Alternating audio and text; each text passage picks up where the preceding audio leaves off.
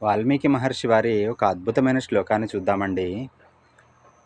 మారీచుడు చెప్తున్నాడు, రాముని చేతిలోనైనా నేను చావడం ఖాయం, రావణాసుర నీ చేతిలోనైనా నేను చావడం ఖాయం.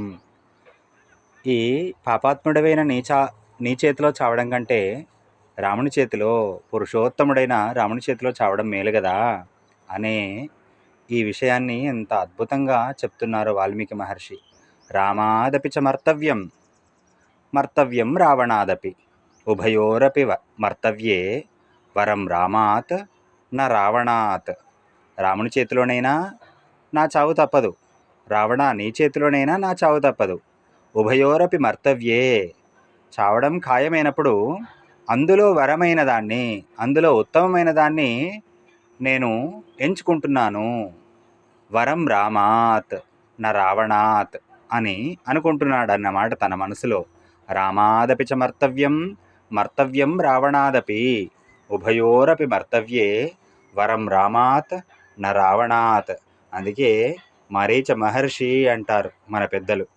మారీచుడు ఎంత రాక్షసుడైనప్పటికీ ఇట్లాంటి విషయాలు, ఇట్లాంటి అందమైన ఆలోచన పెట్టుకున్నాడు కాబట్టి మారీచ మహర్షి అని అంటారన్నమాట మన పెద్దలు.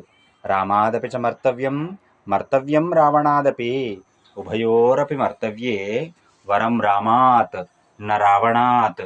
రామాదపి చ మర్తవ్యం మర్తవ్యం రావణాదపి ఉభయోరపి మర్తవ్యే వరం రామాత్ న రావణాత్.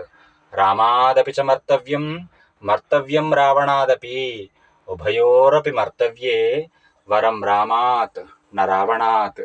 ఇంత అందమైన శ్లోకాలు చెప్పడంలో వాల్మీకి మహర్షిని మించిన వాళ్ళు లేరు లేరు లేరు ఉండబోరు.